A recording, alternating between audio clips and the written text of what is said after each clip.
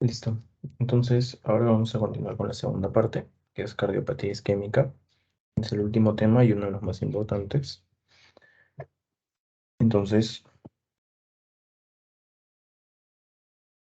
¿qué vamos a decir? De la cardiopatía isquémica tienen que recordar primero, la causa más frecuente de esta va a ser la aterosclerosis, o sea, aterosclerosis, perdón, que es un acúmulo, es una placa de ateroma que se encuentra a nivel de la capa íntima del vaso sanguíneo, obstruyendo así la luz del vaso sanguíneo y provocando probablemente una isquemia. Entonces, la causa más frecuente de una cardiopatía isquémica es la aterosclerosis y la arteria que más se suele afectar es la arteria descendente anterior, que es rama de la arteria coronaria izquierda. Luego, en segundo lugar, la otra arteria que más se afecta es la circunfleja, en segundo lugar. Y en tercer lugar, la descendente posterior. Ahora, la zona del corazón que más se suele afectar por un infarto es la cara anterior, que es la más frecuente, pero a la vez la más grave, juntas, ¿no? Entonces, ¿qué es lo más frecuente? La descendente anterior, la arteria, y la cara eh, anterior del corazón, ¿sí? Entonces, como les dije, la placa de ateroma se va a formar en donde se va a formar en la íntima en donde se va a oxidar el LDL, conocido también como colesterol malo, se van a formar células espumosas y finalmente produciendo estrías grasas. Ahora, tenemos que conocer también a los factores mayores que predisponen a una cardiopatía isquémica.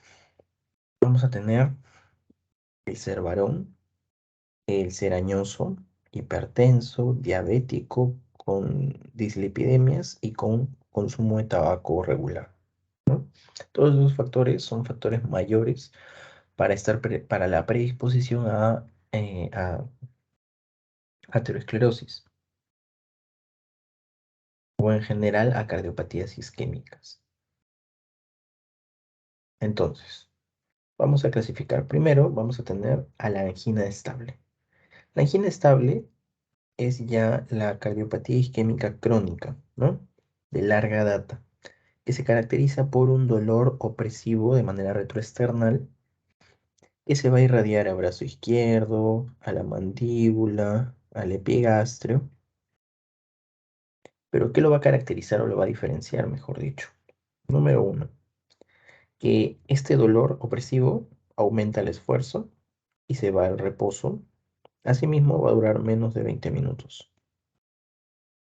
La placa de ateroma va a estar compuesta por una gran capa fibrosa y un contenido lipídico reducido, cosa opuesta a una angina inestable que tiene una capa fibrosa delgada y un contenido lipídico elevado, lo cual va a predisponer a que se rompa más rápidamente. Entonces, para el diagnóstico de una enfermedad coronaria, usualmente se suele hacerse clínicamente. Sin embargo, si hay dudas, se pueden hacer exámenes, ¿no? Como el test de esfuerzo o la ergometría, el ecocardiograma funcional o la gammagrafía, que vamos a resaltarlo porque hay que recordar que es la prueba más sensible y específica para el diagnóstico de enfermedad coronaria. Entonces, ya tenemos lo que es una angina estable. Ahora vamos a revisar lo que es un síndrome coronario agudo. Dentro del síndrome coronario agudo vamos a tener a dos, ¿no? Vamos a tener a el Zika ST no elevado. Entonces, tenemos el Zika con ST no elevado, lo vamos a dividir de la siguiente manera. Vamos a ver. En el Zika ST no elevado, vamos a ver que es una oclusión parcial. ¿Quién conforma esta oclusión parcial? Las plaquetas. Se rompe obviamente la placa de ateroma y las plaquetas empiezan a bloquear esta luz del vaso sanguíneo. Entonces, este Zika ST no elevado en el EKG, perdón, podemos observar lo siguiente. Para empezar, el segmento ST no se encuentra elevado, se encuentra en infradesnivel. Y este se va a subdividir en dos grupos. El SICA ST no elevado se va a dividir en angina inestable e infarto de miocardio agudo no Q, o sea, sin onda Q, ¿no? También conocido como subendocárdico. Pero antes de eso, lo que hay que recordar es que si tenemos un paciente que viene con un dolor retroesternal, que se irradia el brazo izquierdo, que se irradia la mandíbula, el epigastrio, lo que hay que hacer primero es tomarlo en Micajay, dentro de los primeros 10 minutos de llegado al hospital. Y en segundo lugar, para nosotros poder diferenciar, tenemos que tomarle biomarcadores, ¿no? En primer lugar, vamos a tener a las troponinas. ¿Por qué? Porque son las más sensibles y específicas, ya que se encuentran aumentadas a partir de las 4 horas de inicio de esta isquemia hasta 10 a 14 días. También en segundo lugar vamos a tener a la CPKMB, que es otro biomarcador que nos permite reevaluar la presencia de reinfartos que se hayan producido posterior al primero. Entonces, la troponina es el más sensible y específico de los biomarcadores. Entonces, como les dije, el CKST no elevado se va a manifestar de dos maneras, que va a ser, como les dije, la angina inestable y el infarto de miocardio no Q, también conocido como subendocárdico. ¿Cómo vas a diferenciar a cada una? La angina inestable es aquella que duele así estés en reposo, tanto en actividad como en reposo va a doler, número uno. Va a durar ya más de 20 minutos, cosa opuesta a la angina estable. Y va a ser de manera progresiva, no va a empezar a aumentar el dolor y la limitación. Ahora, la manera de diferenciarlo es que tú le vas a pedir troponinas al paciente y vas a ver que sus biomarcadores son negativos. Eso es una angina inestable, o sea, no tiene un infarto propiamente dicho. Mientras que el infarto de miocardio agudo y MANOQ subendocárdico, como pueden ver, la zona de afectación es esta región de aquí. Estamos en el ventrículo izquierdo y la zona pintada de negro, que ahora estoy pintando de rosado, es la zona afectada, subendocárdica. Va a ser igual a la angina inestable, solamente que sus troponinas son positivas. ¿Ya? ¿Qué más? Ahora vamos a ir a un Zika ST elevado. Entonces, en este Zika ST elevado, lo que vamos a ver es que ya no se cubre, ya no hay una oclusión parcial, sino va a ser una oclusión total del vaso sanguíneo. Ya no van a ser plaquetas las que solamente conforman esta obstrucción, sino también la fibrina. La fibrina es la que está ocluyendo completamente la luz del vaso sanguíneo. Entonces, vamos a tener el Zika ST elevado, ¿sí? Como pueden ver acá, Zika ST elevado. Que es lo mismo que decir que hay un bloqueo completo de la rama izquierda de las arterias coronarias del corazón. Perdón, un bloqueo completo de rama izquierda me refiero a el sistema de conducción eléctrica del corazón, disculpen. Entonces, si nosotros vemos el electrocardiograma, podemos visualizar lo siguiente. Podemos visualizar que en esta zona de aquí, que estoy encerrando de rosado, el segmento ST se encuentra elevado, pero ya no se encuentra cóncavo hacia arriba, como vimos en la eh, pericarditis. Miren, más arriba fue lo que vimos. Subimos, subimos y acabamos de encontrar. En la pericarditis aguda, nosotros vimos que el ST se encuentra cóncavo hacia arriba, haciendo la carita feliz que vimos acá. Sin embargo, en el infarto, es lo que vamos a ver. El infarto, lo que estamos viendo es cóncavo hacia abajo. Entonces tenemos una carita triste, ¿no? Entonces, igualmente, como les dije, el ST se encuentra elevado y lo que vamos a evaluar después de esto es que estamos ante un infarto de miocardio, un IMA con onda CUP, también conocido como subepicárdico o transmural. Ya no va a ser como el anterior, que era subendocárdico. Ahora en este caso va a ser transmural, ¿no? O sea, va a abarcar todas las capas del tejido cardíaco. Pim, pim, pim, pim, pim, pim. Listo. Entonces, aquí obviamente los biomarcadores van a ser positivos, o sea, tenemos las troponinas positivas. La diferenciación va a estar en el EKG, como acabamos de ver.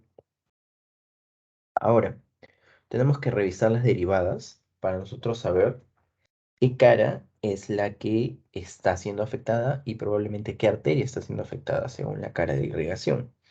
Entonces, vamos a tener lo siguiente. Vamos a tener que si el ST, como está acá, está elevado en B1, B2, está afectando a la cara septal. Si está el ST elevado en B3, B4, está afectando a la cara anterior. Si hay elevación del ST de B1 a B4, como podemos ver acá, la cara afectada es la anteroseptal, o sea, es la junta de los dos, pues la anterior, la cara anterior más la septal. ¿Qué arteria estaría afectada si se afectan la septal y la cara anterior? La más afectada, ¿no? La arteria descendente anterior. Si el ST se eleva en B5 o B6, la cara afectada sería la lateral baja. Si se afecta el ST de D1 a ABL, T1 y ABL, lateral alta. ¿Qué arteria estaría afectada si se vieran afectados el B5, B6, D1, ABL? La arteria circunfleja. Si se afecta de D2, D3 y ABF, se afecta la cara inferior y la arteria afectada es la descendente posterior. Ahora, en frecuencia no se olviden. En primer lugar tenemos a la anteroseptal con la descendente anterior. En segundo lugar tenemos a la circunfleja y en tercer lugar tenemos a la cara inferior con la arteria descendente posterior. Finalmente, vamos a ver acá la clasificación universal de los infartos, ¿no? Vamos a tener primero al infarto primario, que es aquel que se da de manera espontánea. Al secundario es que hay un factor secundario que está produciendo el infarto. Ya puede ser, por ejemplo, eh, un accidente, un golpe, un traumatismo muy fuerte que puede haber provocado el infarto. El grado 3 de la clasificación universal es la muerte súbita y el 4 y el 5 van de la mano porque se deben a intervenciones invasivas. Sin embargo, esto no sugiero que lo recuerden tanto. Lo que sí es importante son identificar a nivel de dónde está el infarto según la elevación del ST. Ahora, el tratamiento, que es otra cosa importante que les pueden tomar en el examen, es primero, la terapia inicial de cualquier paciente que llega a la emergencia con una sospecha de infarto es darle nitroglicerina sublingual, oxígeno en caso esté desaturando menos de 90, un beta block, estatinas y un antiagregante plaquetario en dosis de ataque, no dosis de 300 miligramos. Todos estas cinco medidas son las que se deben dar para todos los pacientes que llegan con sospecha de Zika, sea de bajo riesgo, de alto riesgo, ST elevado, no elevado. ¿De acuerdo? Entonces, nosotros Vamos a evaluar. Tenemos a la angina estable primero. Si es una angina estable de bajo riesgo, como podemos ver acá, vamos a darle primero su terapia antianginosa, ¿no? ¿En qué consiste su terapia antianginosa? Darle beta blocks como primera línea terapéutica.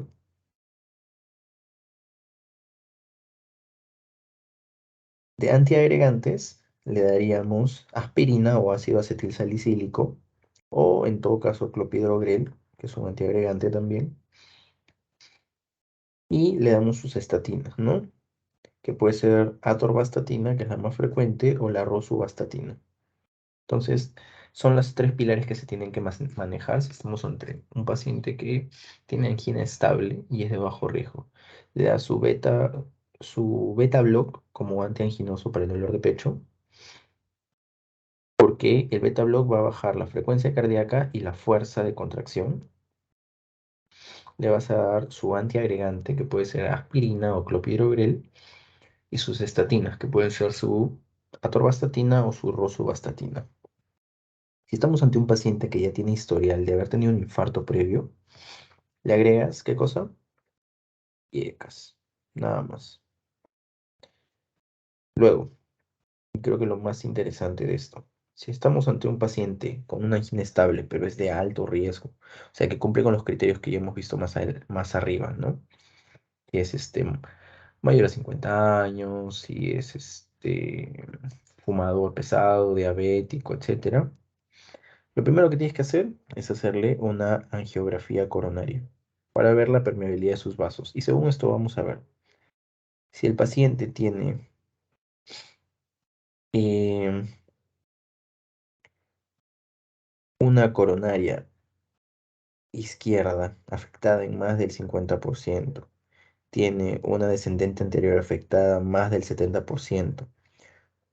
Sumado a esto tiene una insuficiencia cardíaca, una diabetes mellitus, o inclusive ya hay hasta tres vasos afectados. Lo que tienen que hacerle, la indicación, es una cirugía de bypass, ¿no? Se pueden usar la mamaria interna, como también se puede usar la vena safena para poder reponer este bypass, ¿no? Ahora, si el paciente no tiene una afectación tan grave como la que estamos viendo, lo que se haría sería una angioplastía coronaria transpercutánea, ¿no? Que es la colocación de un stent, que es como un tubito de fierro, que lo que va a permitir es que el vaso sanguíneo esté permeable, ¿no? Va a ser como un tubito de fierro que va a evitar que los trombos se acumulen. Entonces, si no hay criterios de gravedad, lo que se va a hacer es eso, un stent. Finalmente, si estamos ante un Zika ST no elevado, lo que tenemos que hacer primero es,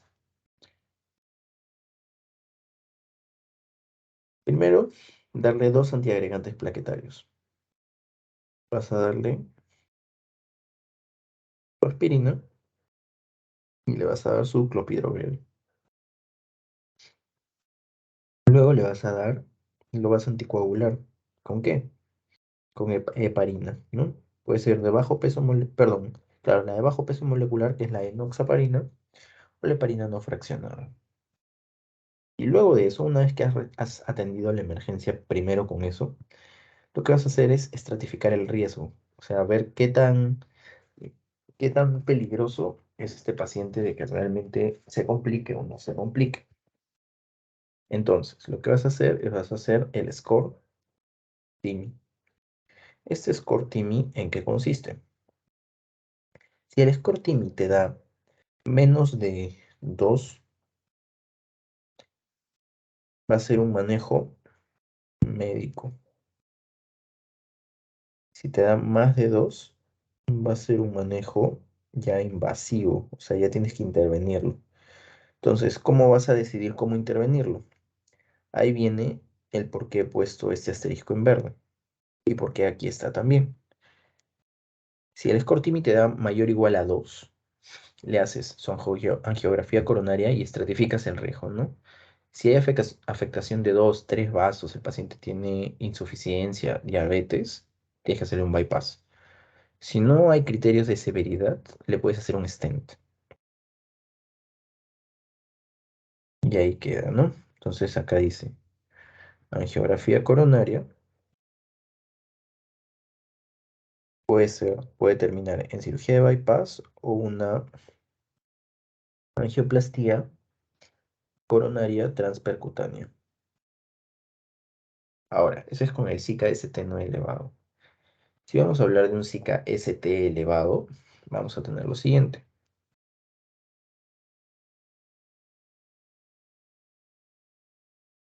Vamos a tener con el SICA-ST no perdón, el SICA-ST elevado, vamos a ver lo siguiente. El paciente, número 1, se le tiene que reperfundir inmediatamente. El paciente tiene que reperfusión inmediata. Tenemos hasta, ¿cuánto tiempo? Tenemos hasta 12 horas para reperfundir. La primera opción terapéutica es hacerle un stent, que es la angioplastía coronaria transpercutánea. Ese es en primer lugar. Lo ideal es que se haga antes de los 120 minutos, antes de las 2 horas. Asimismo, agregarle aspirina, ticagrelor, que es otro antiagregante, y heparina de bajo peso molecular. Eso se le agrega al paciente, ¿no? Lo ideal es hacerle este stent, si estamos ante un SICA-ST elevado. Ahora, si el paciente es un paciente que, vale la redundancia, eh, ya han pasado más de 120 minutos, lo que tienes que hacerle es darle fibrinolíticos. Esos fibrinolíticos le vas a dar su aspirina o ácido acetilsalicílico, su heparina de bajo peso y tu clopidogrel. Con esos tres vas a manejar la emergencia y lo que tienes que evaluar es revisar si existen contraindicaciones absolutas del paciente para una terapia fibrinolítica, ¿no? Haya tenido el paciente, por ejemplo, un ACV hemorrágico previo, un ACV isquémico, haya sufrido de un TEC severo, el paciente haya tenido, perdón, tenga un aneurisma o malformaciones de los vasos sanguíneos o una hemorragia interna activa. Esas son contraindicaciones para los fibrinolíticos. Posterior a ello, lo que vamos a hacer es revisar las complicaciones, ¿no? Que es lo último. En el caso de las complicaciones de un infarto, el paciente extrahospitalariamente, que es donde la mayoría muere a corto plazo, es por una causa eléctrica. O sea, el paciente va a morir por las arritmias. No llega al hospital por eso. ¿Qué tipo de arritmia? La fibrilación auricular. Luego, intrahospitalariamente, el paciente ya fallece por insuficiencia cardíaca congestiva, ¿no? Es una causa tardía de muerte intrahospitalaria. Posterior, otras complicaciones, tenemos a la pericarditis posinfarto y al aneurisma ventricular, ¿no? Que se presentan a las 2 semanas, a la semana. Pero lo importante es que recuerden, la causa extrahospitalaria de muerte de un infarto son las arritmias, como la fibrilación auricular, y las intrahospitalarias tenemos a la insuficiencia cardíaca. Y eso sería todo, chicos. Gracias por su atención. Si tienen dudas, me pueden escribir. Nuevamente, disculpo por la demora con el contenido.